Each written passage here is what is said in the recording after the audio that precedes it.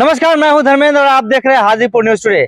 आज आपको हाजीपुर के दिग्गज नेता और रहे रामविलास पासवान और उनके संसदीय क्षेत्र हाजीपुर की बात करेंगे और हाजीपुर की गद्दी पर कौन बैठेगा इस बार 2024 में, इसकी भी बात करेंगे।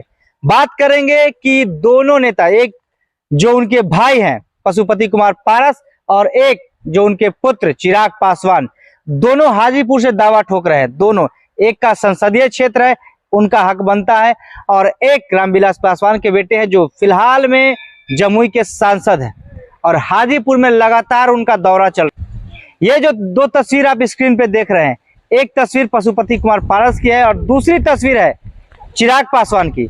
तो ये दोनों तस्वीर देख के अंदाजा लगा सकते हैं और दोनों तस्वीर हाजीपुर से, ये दोनों लोग हाजीपुर से इस बार चुनाव लड़ने की तैयारी कर रहे हैं। और तैयारी इसलिए मैं कह रहा हूं कि ये दो तस्वीर देखिए, दोनों स्क्रीन पर, दोनों के हाथ में आपको तलवार मिलेगा।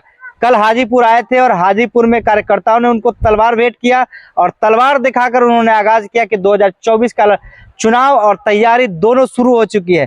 तो आप अंदाजा लगा सकते हैं कि दोनों हाजीपुर से चुनाव लड़ेंगे। तो एक का तो संसदीय क्षेत्र है, लेकिन एक जो जमुई से सांसद है चिराग पासवान, वो हाजीपुर आते हैं तो समीकरण बदल जाएगा। लेकिन अभी तक ये तय नहीं है कि वो किस साइड से आएंगे, वो महागठबंधन की तरफ जाएंगे या फिर बीजेपी से चुनाव लड़ेंगे। अगर बीजेपी से चुनाव लड़ेंगे तो बीजेपी समर्थित किसको टिकट देगी, चाचा को देगी या भतीजे को देगी? अगर भतीजे को देगी तो चाचा को क्या करेगी, चाचा कहाँ जाएंगे? अगर चाचा को टिकट देगी तो फिर भतीजे के पास क्या ऑप्शन है?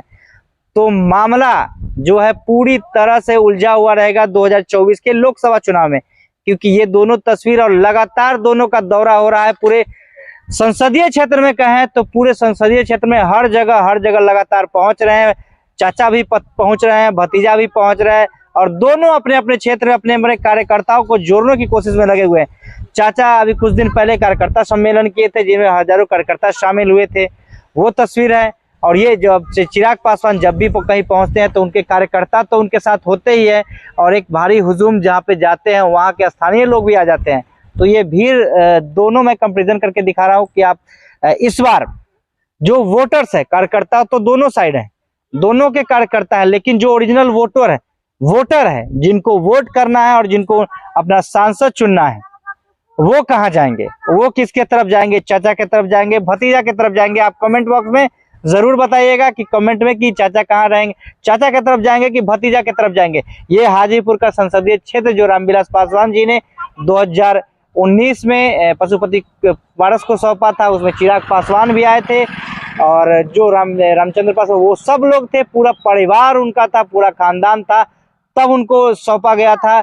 और यहाँ पे चिराग ने पूरा दावा ठोक दिया है कि हम हाजीपुर से चुनाव लड़ेंगे और हाजीपुर हमारी माँ है, हमारे पिता का कर्मभूमि है, तो पिता का कर्मभूमि भी है, एक तरफ भाई का भी कर्मभूमि है। अब तो देखना होगा कि 24 में किसकी कर्मभूमि बनती है और भाजपा किसे टिकट देती है, चाचा को, भतीजा को।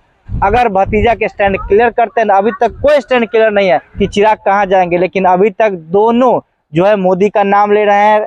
चाचा कह रहे हैं कि हम तो जब भी रहेंगे मोदी के साथ ही रहेंगे, यानी जब तक चिराग राजनीति में जिंदा रहेंगे मोदी के साथ ही रहेंगे। और चिराग भी कह रहे हैं कि हम तो बजरंगबली के, हम तो उनके भक्त हैं और हम भी उनके साथ रहेंगे। तो अब ये तो देखना बाकी होगा 2024 में, जब टिकटों का बंटवारा होगा कि कौन किसके साथ जाएगा, कौन किधर जाएगा। फिलहाल ये जो तस्वीर है वो साफ है कि हाजीपुर दोनों आएंगे और हाजीपुर में कौन किसके साथ जाएगा, जनता किसके साथ जाएगी।